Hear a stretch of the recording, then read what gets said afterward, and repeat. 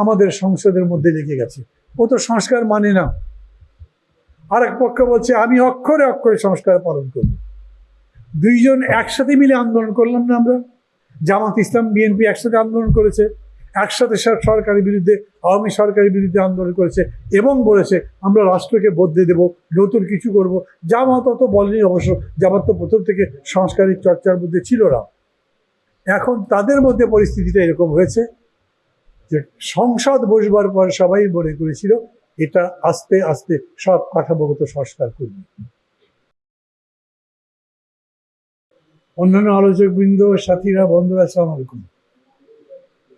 একটা সময় ছিল, এমনি প্রবাদে বলে না, কাল রে কাল বাঘে চাটে, মাফ করবেন, কাল রে কাল হরিণ চাটে বাঘের গাল। মানে আমার নিজের মনে আছে, আমি যখন আওয়ামী লীগ থেকে বেরিয়ে আসলাম, কেউ কেউ বললেন আওয়ামী লীগ কোথায় বের করে দিয়েছে, তখন বলতো তো সংস্কারবাদী তো এই জন্য বের করে দিয়েছে। মানে তখন সংস্কার একটা ঘৃণিত শব্দ। যারা সংস্কারবাদী, সেটা সুরঞ্জিত সেনগুপ্ত হোক, তোফাল আহমদ হোক, আব্দুর রাজ্জাক হোক, অথবা আমির হোসেন আমু হোক, তাদেরকে বের করে দেওয়াটাই কাজ। ওরা সব সংস্কারবাদী, দলের শত্রু। আর আজকাল যিনি সংস্কার বোঝেন না, উনি রাজনীতির জন্যই অযোগ্য। সংস্কার যিনি করতে চান না, উনি জনতার দুশ্মন। সংস্কারের বিপক্ষে যিনি দাঁড়াচ্ছেন, তাকে ইনশাআল্লাহ অন্য কোথাও পাঠিয়ে দেওয়া হবে, অন্তত আমাদের মধ্যে যেন থাকতে না পারে। এবং তার চাইতে বেশি করে মনে হয়েছে কি, যখন আজকের এই শিরোনামটা করেছি, আমি সবার শুরুতে বলেছিলাম রাষ্ট্রের কাঠামোগত সংস্কার। আচ্ছা, রাষ্ট্রের কাঠামো কি? আমি একটা কৃষক, বা ধরেন আমি একটা শ্রমিক, আমার উপরে অন্যায় করা হয়েছে, আমি থানায় যাব একটা মামলা করতে। থানায় গেলেই আগে আমার ওসি সাহেবকে সালাম করতে হয়, ওসি সাহেবের মেজাজ ভালো আছে কিনা দেখতে হয়, ওসি সাহেব আমাকে বসতে পারে না, দাঁড়িয়ে থাকতে হয়, তাকে স্যার স্যার বলতে হয়। তারপর উনি জিজ্ঞেস করে কি হয়েছে, আমি বলি স্যার এরকম ব্যাপার। আরে ব্যাটা তাড়াতাড়ি বলে, এত সবাই আছে নাকি আবার। তারপরে আবার ধৈর্য ধরে তাকে বলতে হয়, উনি ইচ্ছা করলে লিখবেন কিংবা লিখবেন না। অথচ উনি যেই কারণে গেছেন, যে অভিযোগ নিয়ে গেছেন, সেটার নিষ্পত্তি হলে তার সংসারটা ডুবে যাবে, উনি নিজে বাঁচবেন না, অথবা তার পুরো গোষ্ঠী নির্মূল হয়ে যেতে পারে। তার জন্যে এইটা একটা কাঠামোগত বিষয়। সে কাঠামো তাহলে কার উপরে নির্ভর করছে? পুলিশের উপরে। পুলিশ রাষ্ট্রের একটা কাঠামোগত বিষয়। তো পুলিশ সংস্কার নিয়ে তো আলোচনাই হয়নি। রাষ্ট্রের কাঠামোগত সংস্কার মানে তাহলে কি? আমি মাঝে মাঝে বুঝি না, জানেন। এখন আবার কাঠামো মানে বলা হয় কাঠামো, উপরিকাঠামো, পরিকাঠামো, অধিকাঠামো, নিম্ন কাঠামো। কোন কাঠামো বলেন? কোন কাঠামোর মানে কি? আমরা শব্দ, পরিশব্দ, ভাষাগত এত কিছু ব্যবহার করছি, তাতে আমাদের মৌলিক জায়গাতে স্পর্শ করবার কষ্ট হচ্ছে। যখন আপনি বলেন কাঠামোগত সংস্কার, তখন আমার কাছে মাঝে মাঝে মনে হয় এটা হলো একজন মানুষকে আপনি একটা অন্ধকার ঘরের মধ্যে, যেখানে কোনো লাইট জ্বলছে না, একটা কালো বিড়াল খুঁজতে দিলেন, কিন্তু বিড়ালটা ওখানে নাই। উনি কি করবেন? এই যে কাঠামোগত সংস্কার বলছেন, সেই কাঠামোগতটা কি তাহলে? অথবা মনে করেন মহাশূন্যের মধ্যে আপনাকে বলা হচ্ছে এটার কেন্দ্র বের করে দাও, পারবেন? মহাশূন্যের কেন্দ্রে কি? এই যে সৌরজগৎ, তার কেন্দ্রে কি? সৌরজগৎ কি একটাই, নাকি কতটা সৌরজগৎ আছে? সূর্যের চাইতে বড় বড়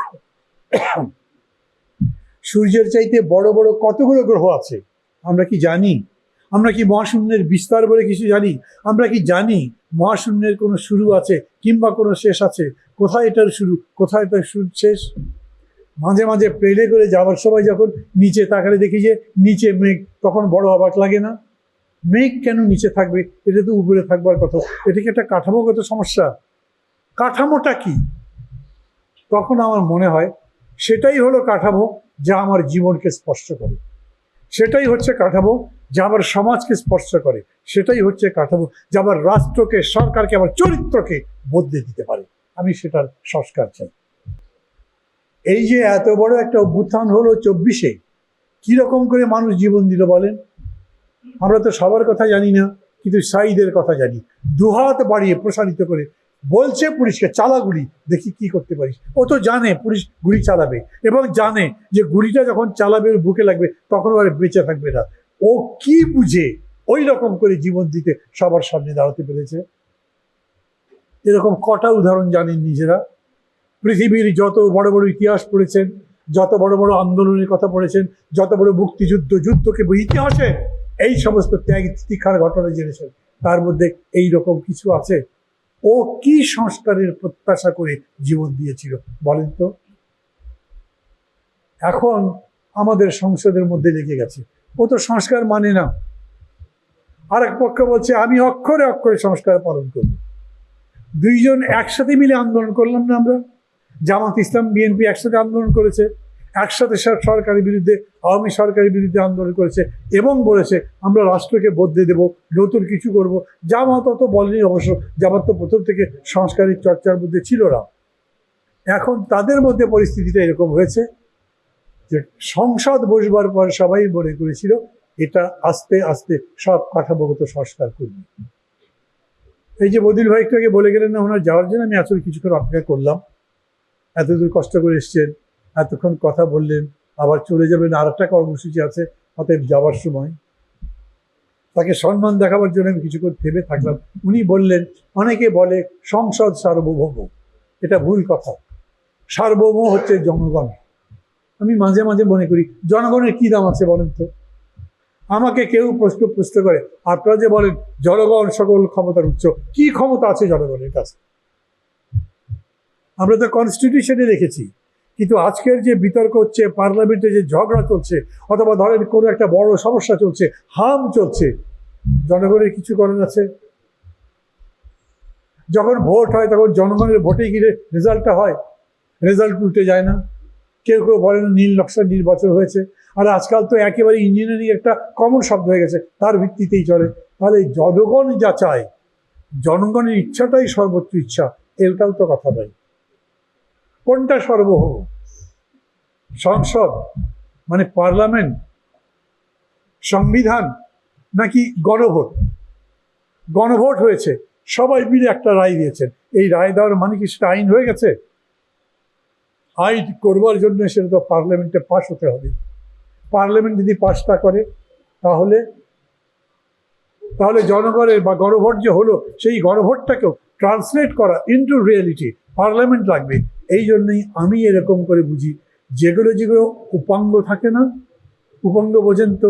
উপ অঙ্গ, রাষ্ট্রে কয়টা অঙ্গ, যে কয়টা অঙ্গ আছে সেই কয়টা অঙ্গের মধ্যে এক ধরনের ডায়ালেকটিক্যাল রিলেশন আছে, মানে একটা আর একটাকে সহযোগিতা করে, একটা আর একটাকে পরিপুষ্ট করে, একটা আর একটাকে প্রতিদ্বন্দ্বিতাও করে। এবং এই সবাই মিলে যে সিমেট্রিটা হয়, সেই সিমেট্রিটাই হচ্ছে নলেজ, সেই সিমেট্রিটাই হচ্ছে সত্য, তার ভিত্তিতে আমরা অগ্রসর হই। কঠিন করে ফেললাম? আপনাদের চোখ কিছু কিছু সময় মনে হচ্ছে উদ্ভাসিত হচ্ছে, কিছু কিছু সময় বুঝছেন, আর মাঝে মাঝেই মনে হচ্ছে ঝাপসা হয়ে যাচ্ছে। বিষয়টাই কঠিন। বিষয় যদি কঠিনই না হয় তাহলে পার্লামেন্টের মধ্যে এত বড় ঝগড়া হবে কেন বলেন? পার্লামেন্টে তো আমাদের নির্বাচিত প্রতিনিধিরা গেছে, তারা দেশের সমস্ত জনগণের আশঙ্কার প্রতিনিধি, তারা আইন করবেন, তারা সংস্কার করবেন, তারা এই দেশ বদলাবেন, তারা নতুন রাষ্ট্র তৈরি করবেন, নতুন সমাজ বানাবেন। তাদের মধ্যেই যেরকম করে বিতর্ক লেগে গেছে। এখন সর্বশেষ পরিস্থিতিটা কি? কথা হয়েছিল আমরা যা সংস্কার করতে চাই সেই সংস্কার করবার জন্য একটা সংস্কার পরিষদ গঠন করা হবে। বদির ভাই থাকলে ভালো হতো, জনাব আলতাফ পারভেজ আছেন, এখন উনি আমার পরে তার বক্তৃতা করবেন না, কিন্তু আমার সাথে পরে নিশ্চয়ই কথা উনি বলতে পারবেন। আমরা সংস্কার, মাফ করবেন, সমন্বয় পরিষদ যেটা হয়েছে, যেটা আমরা রাষ্ট্র সংস্কার কমিশন করলাম, যেটা 7 মাস ধরে সভা করলাম, সেই কমিশনের সবাই যা যা আলোচনা হয়েছিল সেগুলোকে আমরা যাতে আইনে পরিণত করতে পারি, সেগুলো যাতে রাষ্ট্রের বিধানে পরিণত করতে পারি, কিভাবে করা যায় তার উপরে আলোচনা হয়েছিল। এবং সেখানেও তো শুনেছেন সব ব্যাপারে আমরা সবাই মিলে একমত হতে পারিনি। নোট অফ ডিসেন্ট বা দ্বিমত দিয়েছে বিএনপি বেশ কয়েকটা ব্যাপারে। আর আমি আবার আপনাদের এখানে যদি জিজ্ঞেস করি, অনেকে হয়তো আমার উপরে মাইন্ড করতে পারেন, কিন্তু তারপরেও আমি বলতে বাধ্য হচ্ছি, জিজ্ঞেস করতে বাধ্য হচ্ছি, আমরা সবাই কি জুলাই সনদ পড়েছি?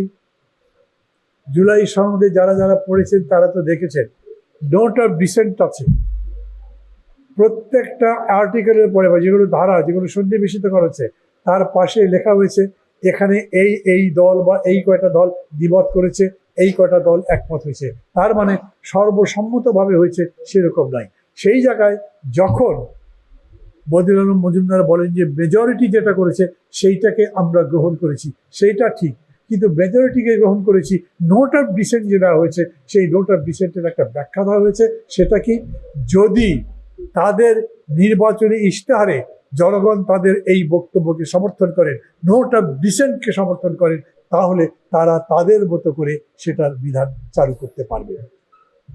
নোট অফ ডিসেন্ট ভোটের মধ্যে থাকবে না, সেটা লেখা থাকবে না, কিন্তু মানুষ জানে বিএনপি এই কয়টা জায়গাতে ভিন্ন মত দিয়েছে। মানুষ ভোট দেওয়ার সময় বিএনপিকে যদি 2/3 মেজরিটিতে ভোট দেয় তাহলে তারা সংস্কার করবে তাদের সেই নির্বাচনী ইশতেহার অনুযায়ী। এখন জামাত বলছে ওরা কোনোভাবেই আর জুলাই সনদের মধ্যে নাই, আর তারা বলছে আমরা জুলাই সনদ অক্ষরে অক্ষরে পালন করব। একভাবে যদি দেখেন তাহলে জামাত সেই সময়কার সংস্কার কমিশনের বৈঠকের মধ্যে যেইভাবে বলা হয়েছিল সেই কথা ধরে বলছে সেটা ঠিক, আর বিএনপি তারা ভোট পাওয়ার পরে তাদের রায়ের ভিত্তিতে যে কথা বলছে সেটাও ঠিক। কোনটা করবেন? নাগরিক ঐক্য খুব স্পষ্টভাবে বলে, আজকে আমরা আমাদের প্রতিনিধি সভা করেছি, সেই প্রতিনিধি সভার মধ্যে আমাদের সর্বশেষ সভার যে সার্কুলার আছে, যে রাজনৈতিক সিদ্ধান্ত আছে সেটা দিয়েছি। আমরা বলেছি আমরা সরকারি দল কিংবা বিএনপি দল কারো বিরুদ্ধে নেই, কারো পক্ষেও নেই, আমরা জনগণের পক্ষে। কারণ আমরা যেরকম করে জনাব আলতাফ পারভেজ বলেছেন সেই রকম করে রাষ্ট্রের কাঠামোর পরিবর্তন চাই। changeTV.press, এক ফোঁটা হলুদও নেই।